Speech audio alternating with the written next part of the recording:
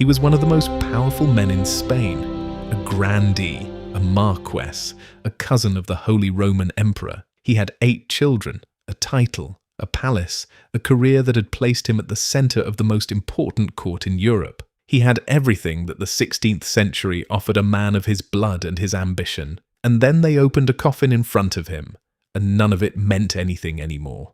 This painting is called The Conversion of the Duke of Gandía. It was made in 1884 by a Spanish painter named José Moreno Carbonero, and it hangs in the Prado in Madrid at 5 meters wide, which means it doesn't so much hang on the wall as occupy it.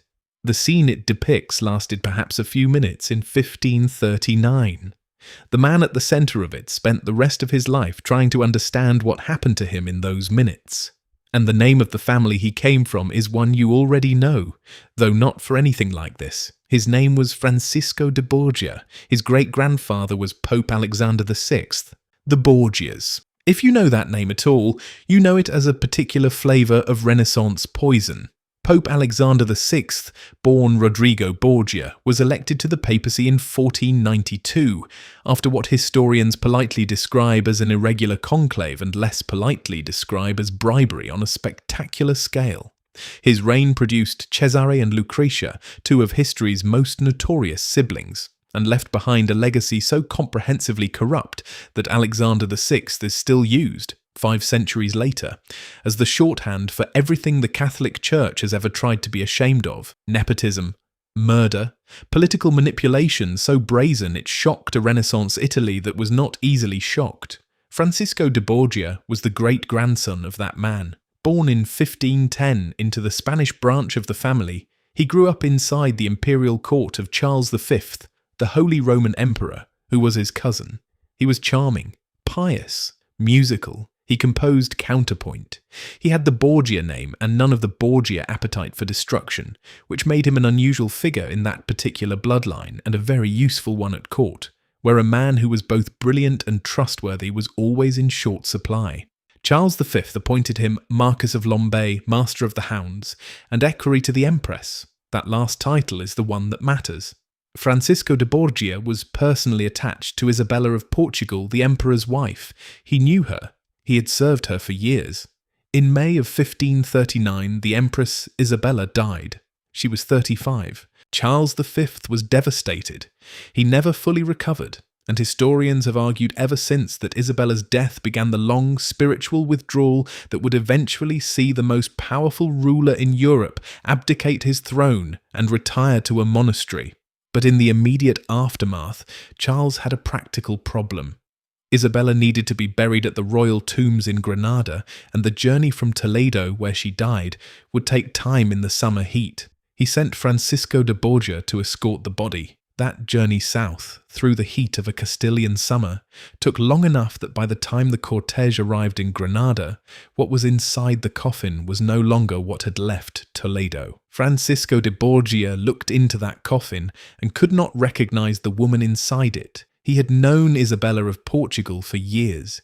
He had served her, and what the summer had done to her body in transit had made her completely unrecognizable.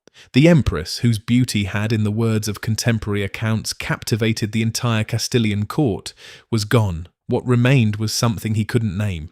He reportedly said, "Had I not accompanied the bier all the way from Toledo, I could not say that this was the Empress." And standing in front of that coffin, in a cathedral in Granada, in the summer of 1539, Francisco de Borgia made a vow. His first biographer recorded the exact words, never more will I serve a master who can die."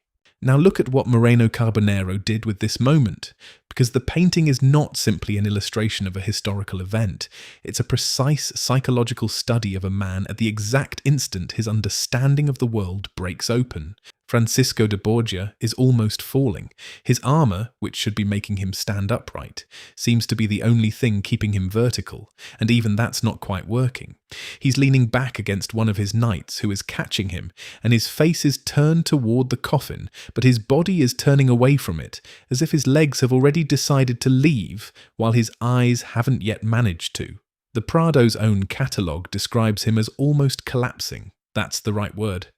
This is a man in the process of structural failure.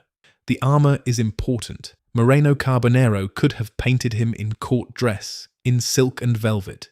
He chose armour instead, and that choice does specific work. A man in armour is a man prepared for every threat the physical world can produce. Armour is the answer to violence, to warfare, to the full range of dangers that a Spanish grandee of the 16th century was trained from childhood to meet. It answers everything except this: the coffin requires no armour. There is nothing to fight. That's the point the painting is making, and it makes it visually in the gap between what he's wearing and what he's facing. The light in this painting is extraordinary and deliberately so. Moreno Carbonero pulls it in from the left from an unseen source, and the first thing it hits is the white of the Empress's shroud, the white of the coffin, the white of the catafalque. Everything in the room is dark except what is dead. The brightest object in the painting is the corpse. This is not accidental.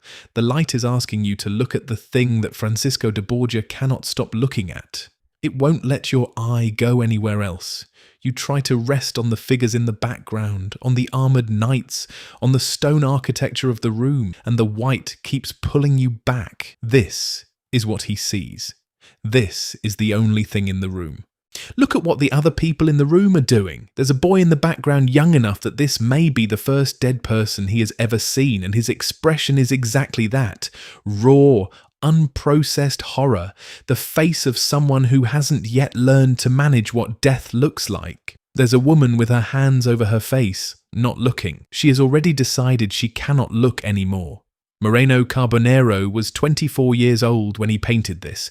He painted it in Rome on a stipend, and it won him the gold medal at the National Exhibition in Madrid in 1884, an immediate purchase by the Spanish state for the Prado. He was a young painter with a virtuoso technique and a subject that required him to render in the same canvas the physical grandeur of imperial Spain and its complete inadequacy in the face of mortality.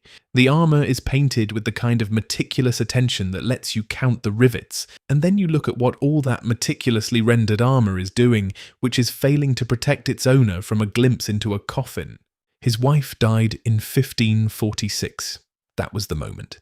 He made the spiritual exercises, the rigorous Jesuit program of prayer and self-examination developed by Ignatius of Loyola, and at the end of them he made a formal vow to enter the Society of Jesus. He eventually became the third Superior General of the Society of Jesus, its highest office, which he also hadn't wanted and accepted only because he was told to. Under his leadership, the Jesuit order expanded across Europe and into the Americas, founding missions in Mexico, Florida, Peru. He died in Rome in 1572 and was canonized in 1670. His canonical symbol, the image you find him holding in devotional paintings across Catholic Europe, is a crowned skull. The crown belongs to Isabella of Portugal. The skull is what the crown was sitting on. The thing that makes this story genuinely extraordinary, and the thing the painting only tells you if you know what you're looking at, is the family it belongs to.